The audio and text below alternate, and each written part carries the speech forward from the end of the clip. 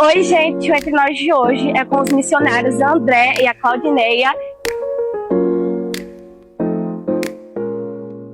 Como vocês atenderam o chamado missionário? Primeiras damas? É um prazer estar aqui participando com vocês.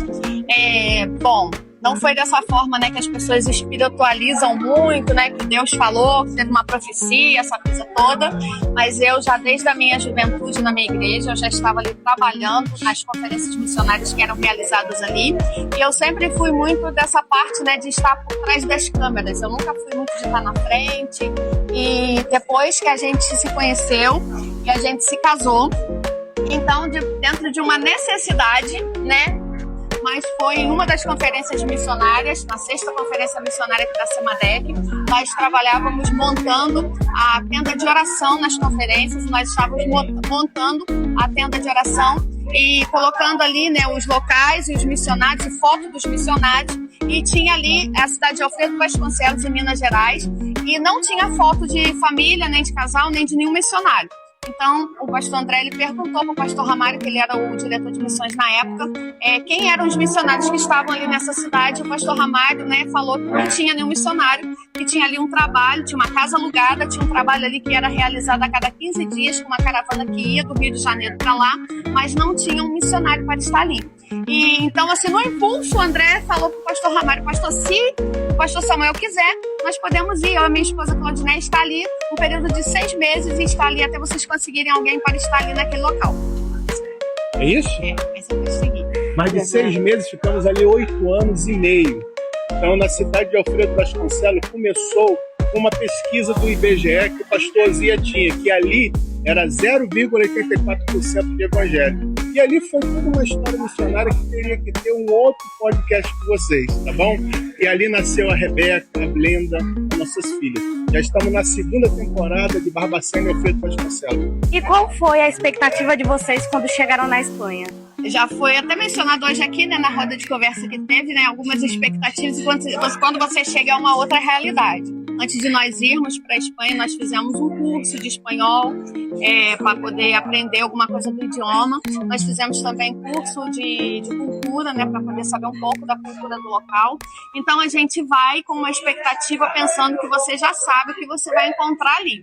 E principalmente quando a gente fala dessa parte do idioma espanhol, a mentalidade das pessoas é o seguinte: o espanhol é muito fácil, é muito parecido com o português, é muito fácil, a gente pode se dar bem e tudo pode dar certo. O que acontece? Quando nós chegamos ali e quando você está naquele ambiente ali, está envolvido ali junto com aquelas pessoas e eles começam a falar, eles começam a conversar, você percebe que você não entende nada, que o espanhol não tem nada de fácil, que realmente é uma outra língua, é um outro idioma que precisa de prática, que precisa de aperfeiçoamento. Então, isso daí, essa questão do idioma foi uma coisa assim que para mim me chocou bastante, porque a primeira vez que a gente foi no culto, na igreja que a gente foi para estar ajudando, o pastor pregou ali uns 40 minutos e eu não entendi nada do que o pastor falou e eu fiquei pensando, meu Deus, o que a gente está fazendo aqui? Como que a gente vai fazer para viver no meio desse povo que a gente não entende nada do que eles falam e tudo que a gente falava eles também não entendiam nada? Outra coisa também são as leis. As leis que vingam aqui, que exercem domínio sobre nós, são diferentes ali.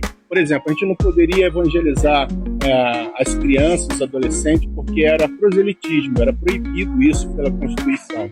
Então a gente ficava sempre naquele receio de não fazer nada errado. Eu principalmente tive que ler e estudar a Constituição espanhola 2 vezes, porque existe uma outra cultura, um outro formato de ver a vida, uma outra cosmovisão. E é lá que a gente vai se preparar. A título de informação, eu estava numa rua e um testemunho de Jeová me viu, mas ele viu que eu estava falando diferente. Ele veio com um folheto em inglês.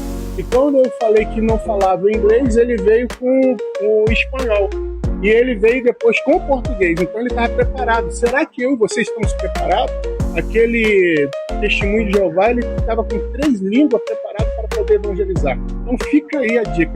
Temos que nos preparar para o avanço missionário da nossa igreja. Bom, e qual conselho vocês dão para os jovens que querem seguir querem ser missionários? Foi o que eu falei agora nessa palestra, nessa roda de conversa. Se você tem um chamado missionário, você se prepare espiritualmente, prepare psicologicamente, prepare através de teologia, através de missiologia, aprenda uma profissão e exerça o seu chamado já na igreja local. Seja um aluno da escola dominical, mas seja também um professor, porque no campo missionário você não vai ter um professor e tampouco um pastor. E as pessoas que Deus vai colocar nas suas mãos, você vai ter que alimentá-las. Então você vai ter que aprender com a Bíblia. E isso até as crianças sabem. Leia a Bíblia e faça oração. Um conselho que eu gostaria de dar é o seguinte: não pense, as pessoas às vezes pensam que os missionários eles são super, né? Que nós não somos afetados por nada, que tudo pra gente é bem, tudo vai correr sempre bem, tudo vai estar sempre bem, mas a pessoa precisa entender que nós não somos super, nós somos seres humanos normais, igual a todo mundo. A gente passa por sofrimento, a gente passa por tristeza, a gente passa por decepção.